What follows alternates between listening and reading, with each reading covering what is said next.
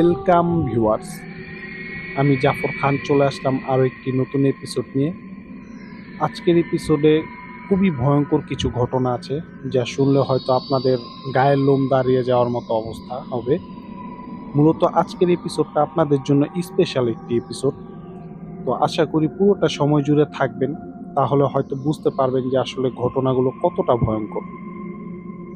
তো বেশি কথা বাড়াবো না, সরাসরি ঘটনায় চলে যেতে চাই। তো আজকে যিনি ঘটনা শেয়ার করেছেন তার নাম হচ্ছে আবির হোসেন। তিনি ঢাকাতে থাকতেন। তো তাদের পারিবারিক যে কোনো একটা সমস্যার জন্য তাদের 6 মাসের জন্য শ্রীনগর যেয়ে থাকতে হয়েছিল, যেটা আপনারা অনেকে চিনে থাকবেন যে মাওয়ার যাইতে পরে এই জায়গাটা, মাওয়ার খুব কাছাকাছি শ্রীনগর। তো যাই হোক, তার পারিবারিক সমস্যার কারণে তাদের ফুল ফ্যামিলি সেখানে, আবার তার আন্টির বাড়ি ছিল। তো সেই আন্টির এক পরিচিত রিলেটিভ মানে তার কাছ থেকে মানে তাদের একটা পরিত্যক্ত বাড়ি আছে, সেই বাড়িটা মানে নেয় তারা। তো যাই হোক, ভাড়া বলতে মানে তারা বলছে যে আপনারা থাকেন, আপনারা যা ইচ্ছা দিয়েন আপনাদের মনে হইলে, আর যদি দিতে ইচ্ছা না হয় তাহলে দিয়েন না। যাই হোক, পরবর্তীতে তারা সেই বাড়িটাতে ওঠে। কিন্তু এখানে কথা হচ্ছে যে সেই বাড়িটা মানে খুবই ভয়ঙ্কর একটা বাড়ি, যেটা ওই এলাকার সবাই জানে। ওই এলাকাটার নাম হচ্ছে শ্রীনগরের মধ্যেই হরপাড়া নামক একটা গ্রাম। সেই গ্রামের ঘটনা, তো অনেকে হয়তো চিনবেন। পরবর্তীতে তারা যখন সেই বাড়িতে ওঠে, তারা যখন মানে অনেক কিছু গুছাইতেছিলেন, তাদের থাকার জন্য ব্যবস্থা করতেছিলেন, বা বাড়িটা যেহেতু পরিত্যক্ত বিভিন্ন জায়গায় তারা পরিষ্কার করতেছিলেন, কিন্তু এলাকার বিভিন্ন মানুষজন এসে মানে তাদেরকে অবাক দৃষ্টিতে দেখতেছিলেন। তারা মানে এটা বুঝতে পারতেছিলেন, কিন্তু তারা এটা জানতেন না যে বাড়িটা আসলে হান্টেড একটা বাড়ি। তারা এই জন্য এরকম অবাক দৃষ্টিতে দেখতেছে। তারা হয়তো ভাবছেন যে গ্রাম থেকে আসছেন, তো এই জন্য হয়তো তারা দেখতে আসছে। তবে যাই হোক, কেউ তাদেরকে কিছু বলে নাই। তো তারাও সেখানে থাকতে শুরু করে।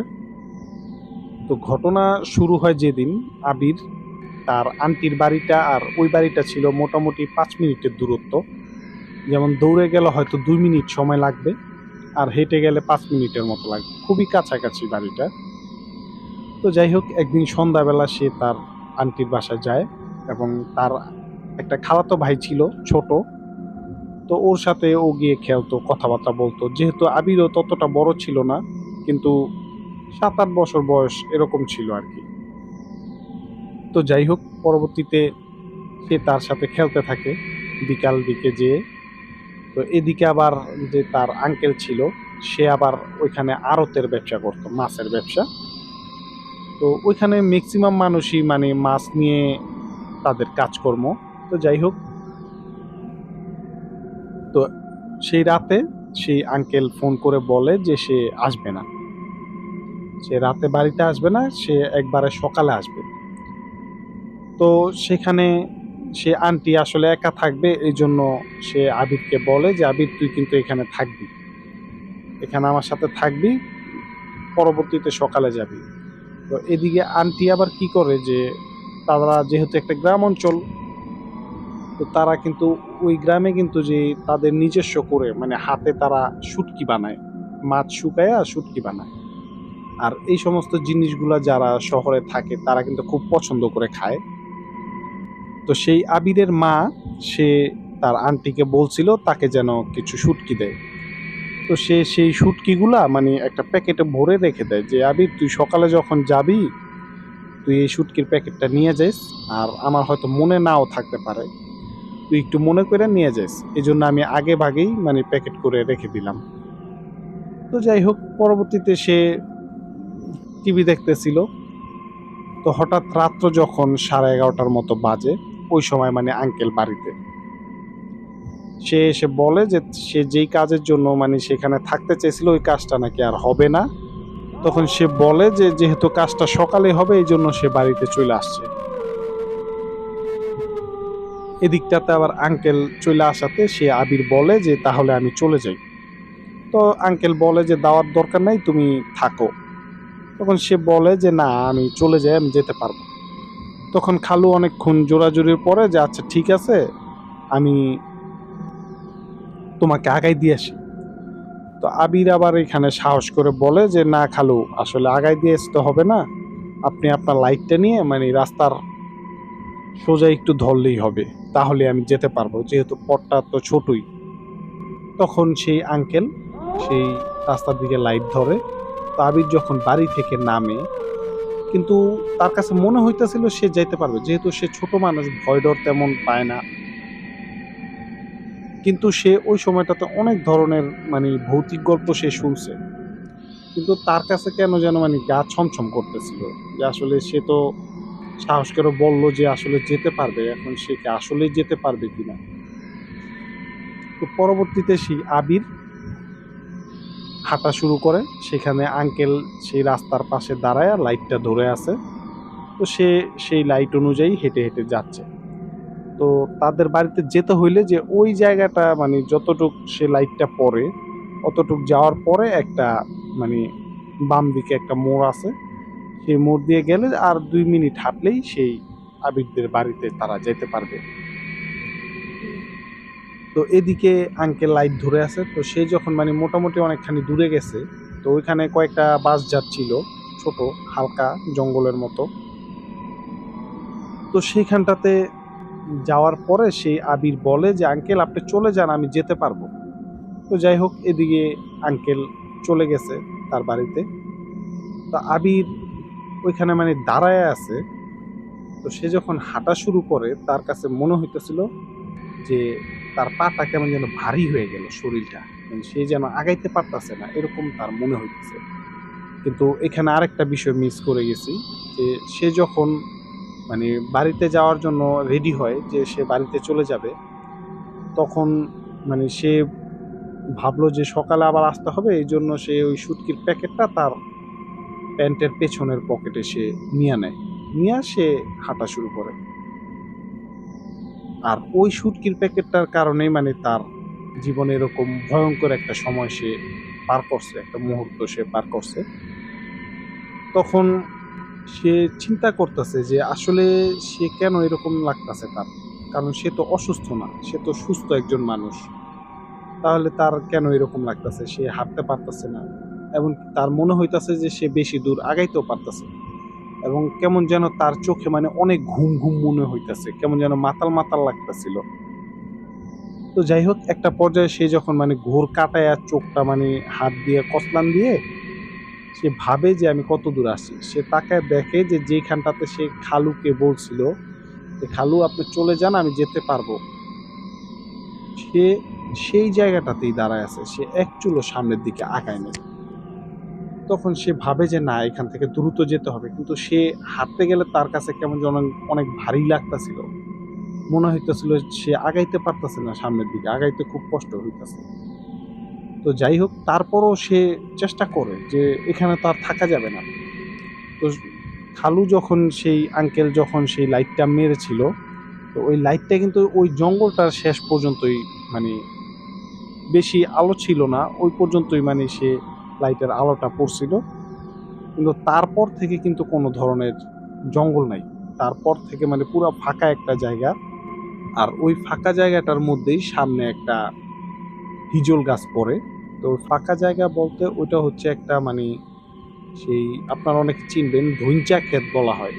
এই গ্রাম অঞ্চলে ধইঞ্চা নামক একটা লার্কির জন্য, যারা মানে কাঠ পুড়িয়ে রান্না করে তাদের জন্য মূলত এই ধইঞ্চা জিনিসটা। তো যাই হোক, এরকম ধইঞ্চা ক্ষেত ছিল।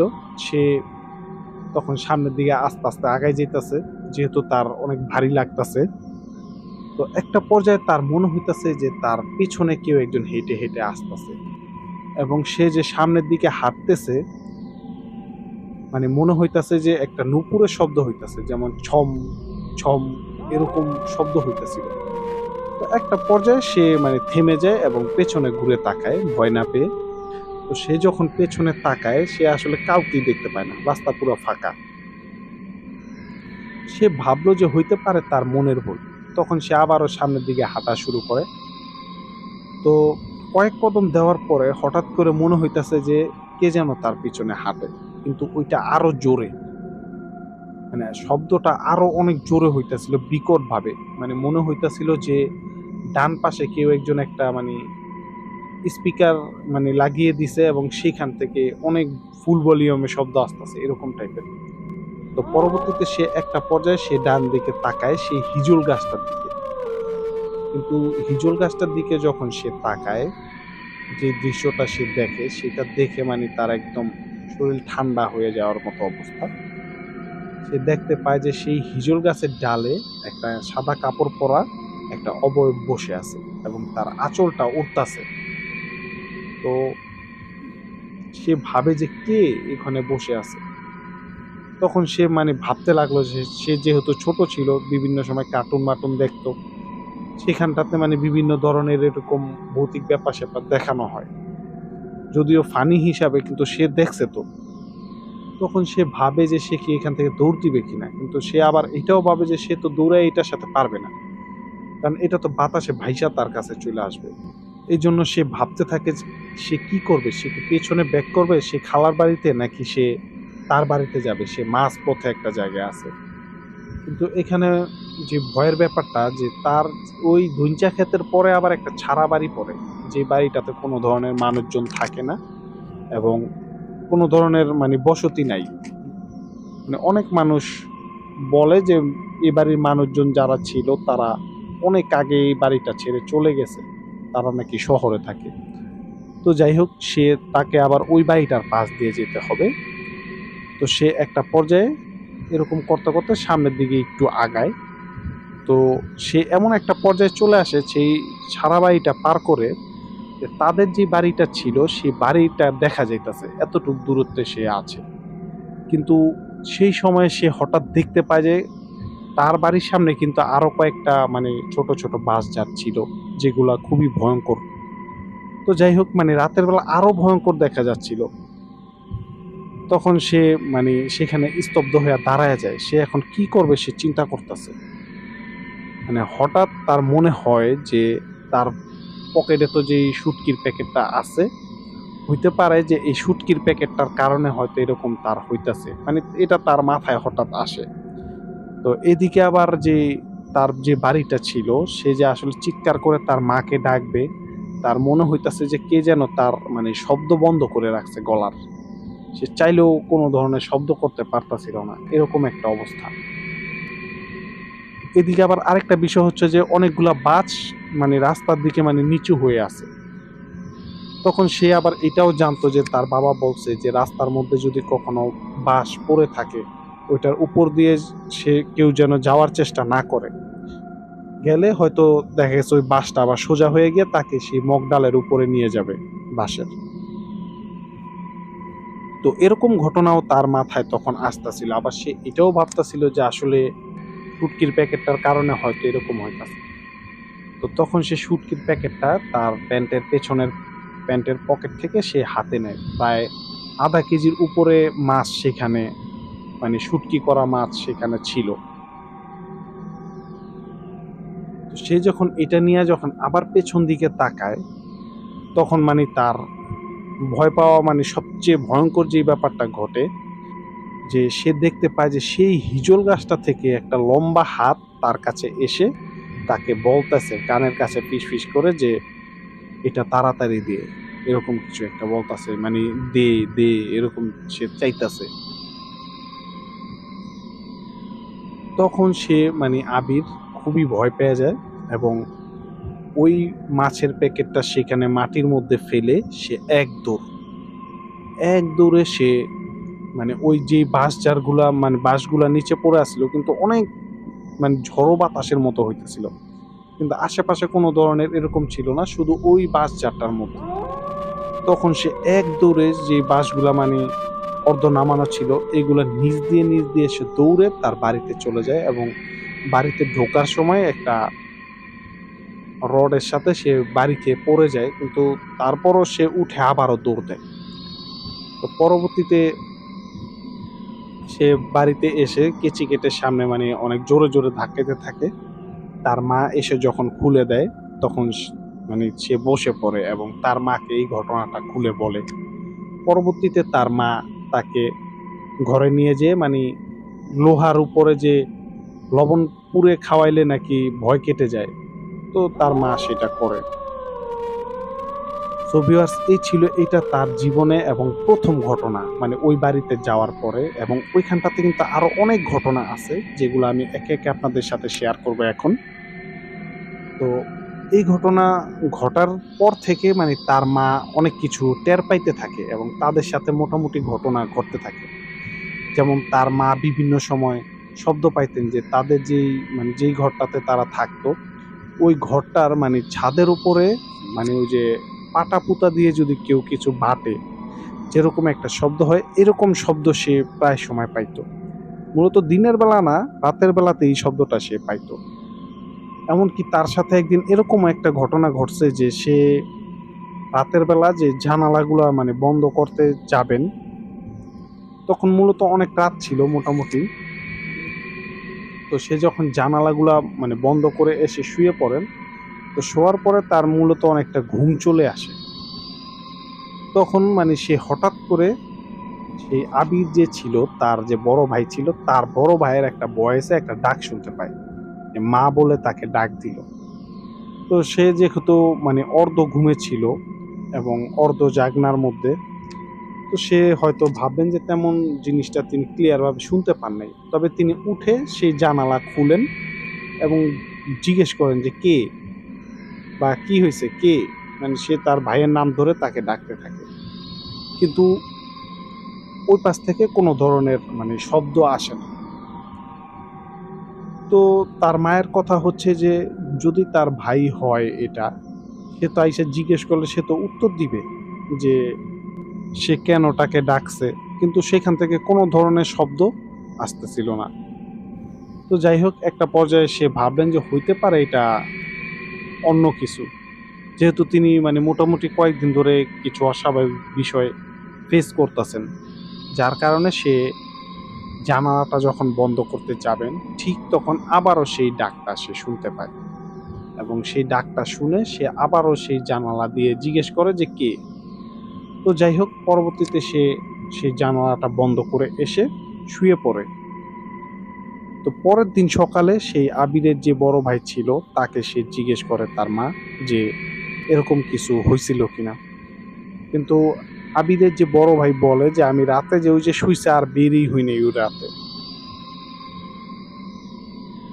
তো এরকম মানে ছোট ছোট অনেক ঘটনা ঘটে, এবং তার বাবার সাথেও একটা ঘটনা ঘটে। তার বাবা কিন্তু মূলত অনেক সাহসী একটা মানুষ। সে সারা রাত একাই হাঁটাচলা করার মতো মানে সাহস তার মধ্যে আছে। কিন্তু সে ওয়াশরুমে যায়, আর আপনারা জেনে থাকবেন যে গ্রামের ওয়াশরুমগুলা কিন্তু একটু দূরে থাকে। তো সে যখন ওয়াশরুমে যায় সে সব কিছু স্বাভাবিক, এবং ওয়াশরুমে গিয়ে যখন সে দরজা বন্ধ করে মানে সেখানে ওয়াশরুম ব্যবহার করতেছিল, ঠিক তখনই মানে সে একটা কান্নার শব্দ পায়। মানে খুবই করুণ সুরে একটা মানে নাকি কান্নার স্বর আছে, যেটা মানে খুবই ভয়ঙ্কর লাগে রাতের বেলা। এরকম একটা কান্নার শব্দ সে শুনতে পায়। তো এটা শুনে আবিরের বাবা মানে মোটামুটি ভয় পেয়ে যায় যে আসলে হঠাৎ এরকম শব্দ।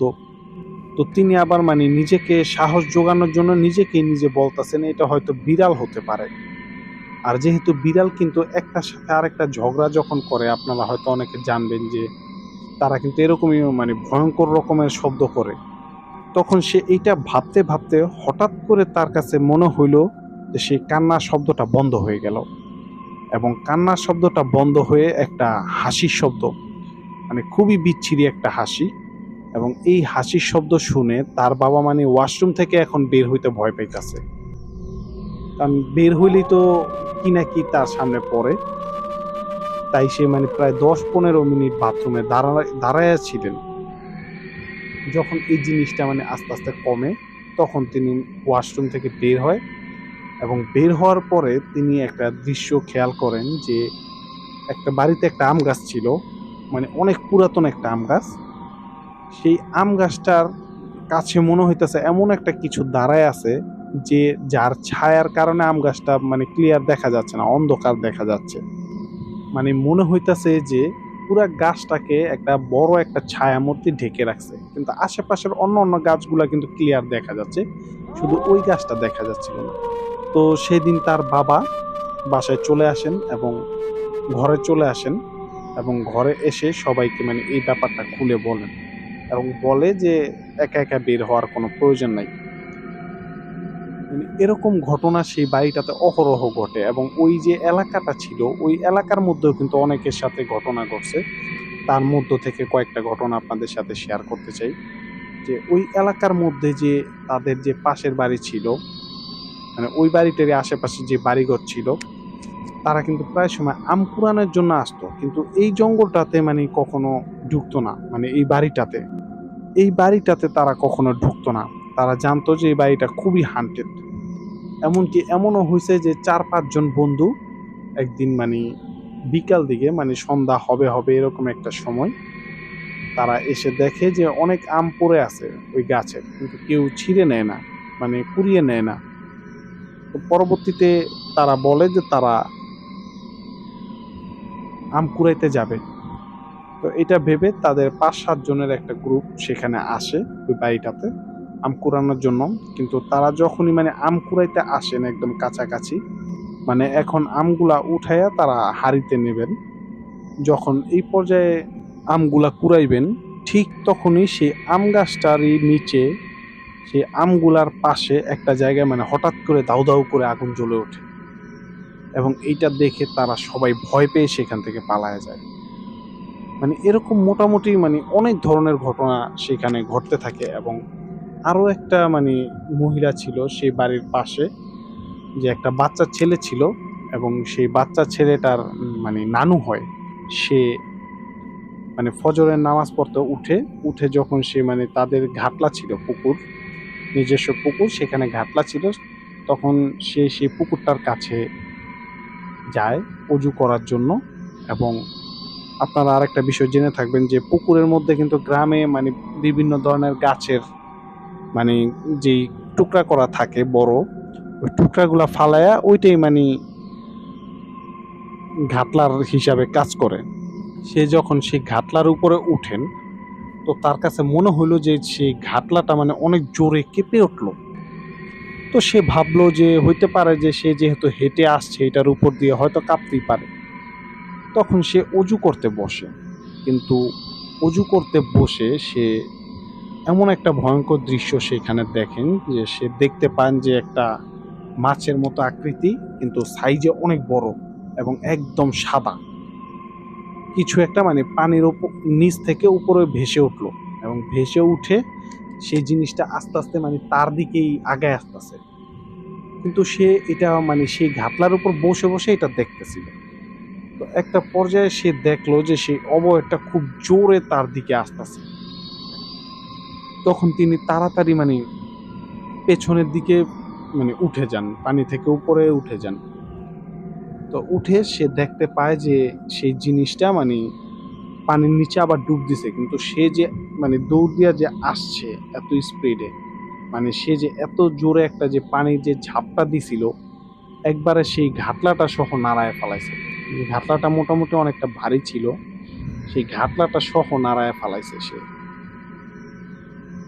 তো এইটা দেখে সেই বৃদ্ধ মহিলা সে এক দৌড়ে সে বাড়িতে চলে যায় এবং এরকম আরো অনেক ঘটনা সেখানে আছে। সো ভিউয়ার্স, পরবর্তীতে অন্য কোনো এপিসোডে আপনাদের সাথে সেই ঘটনাগুলো আবার শেয়ার করব। তা আশা করি আপনাদের ঘটনাগুলো ভালো লেগেছে। তো তার আরো অনেক ঘটনা আছে, সেগুলা আবার পরবর্তীতে শেয়ার করব। সো ভিউয়ার্স, ততক্ষণ পর্যন্ত ভালো থাকবেন, সুস্থ থাকবেন এবং আমাদের কালো আত্মা ইউটিউব চ্যানেলটি সাবস্ক্রাইব করতে ভুলবেন না। পাশাপাশি আপনি যদি ফেসবুক থেকে দেখে থাকেন আমাদের এই ভিডিওটা, তাহলে অবশ্যই আমাদের পেজটিতে একটা ফলো দিয়ে রাখবেন। সো ধন্যবাদ, ভালো থাকবেন।